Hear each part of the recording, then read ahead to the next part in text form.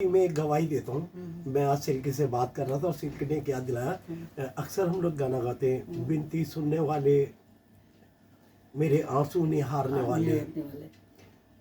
वो भजन हमने कई साल पहले एक जगह मीटिंग में हम लोग गए थे। एक साउथ इंडियन पास्टर ले गए थे हमें, और ये मलयाली मतलब मद्रासी में ही गाना है ये।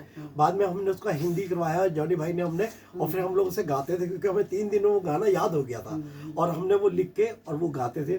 तो उस भाई की गवाही थी। ये रेलवे में इंजन ड्राइवर था भाई, और मतलब एक तो साउथ से रहने वाला। अब ये बहुत ड्रिंक करता था। इसका एक काम ड्रिंक करना है और अपनी बीवी को मारना है। ड्रिंक करना और बीवी को मारना।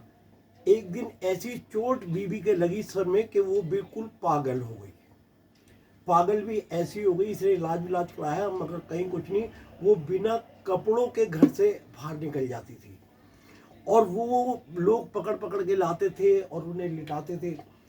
अब ये मसीह था, पादरी वगैरह दुआ करने आते थे घर में, मगर ये इंसान भटका हुआ था। मगर इसने जब बीवी की ऐसी हालत देखी ना, अब ये रो रो के प्रार्थना करे, रो रो के प्रार्थना करे कि प्रभु ये कैसे हो गया। आजा बेटा, आजा ऊपर, आजा ऊपर, आजा आजा। जीवन ऐसा हो गया। एक दिन ये रोज बीवी की सेवा करनी और सारी बात, बेचारी वो अपनी सूद में नहीं थी। एक दिन दुआ करते करते रोते रोते उसके पलंग के किनारे ये सो गया। मतलब इन बातों को कई साल हो गए, बीबी बीमार है कई सालों से, एक दिन में नहीं हुआ ये। और जब ये सो गया, मतलब दुआ करते करते रोते रोते इसको नींद आ गई और ये चारपाई पे ऐसे सर रख के नीचे बैठ के ये सो गया। एकदम सवेरा हुआ और अचानक देखा किचन में से ना आवाज आ रही है, खटर पटर।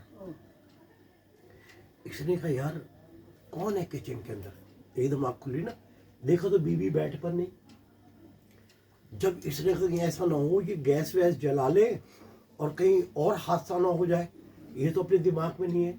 जब जाके किचन में देखा तो बीवी नहा धो के और खाना बना रही है इसके लिए। समझ रहे, इसके लिए खाना बना रही है। वो इंसान जब ये गवाही देता था, उसके यहाँ यहाँ आंसू उसके भी और उसके बेटे के भी। बेटा इन बच्चों से थोड़ा बड़ा था, कोंगो बजाता था और खूब। और जब उसने खुदा का ये चमत्कार देखा कि किचन में ऐसा वो हो गया, उसने बीवी ने खाना बनाते कहा, कहती जल्दी तैयार हो जाओ ना, ड्यूटी नहीं जाना है, और मैंने खाना बना दिया है। अब ये तो इंसान बिल्कुल कहना चाहिए ना, उस दिन का दिन वो खुदा की ऐसी सेवा में लगा। वो कह रहा मेरा वो प्रभु ने बड़ा घर दिया है, 8-10 खुदा के खादिम मेरे घर में रहते हैं, मैं उनके कपड़े धोता हूँ, उनके खाने का इंतज़ाम, उनके आने जाने का इंतज़ाम खुदा ने मुझे बहुत दिया हुआ है। क्योंकि वो सरकारी नौकर था। कह रहा खुदा ने मुझे बहुत दिया हुआ है और मैं खुदा के सेवकों की सेवा करता हूँ और खुदा की सेवा में लगा रहता हूँ। खुदा को महिमा मिले। हमारा जिंदा खुदा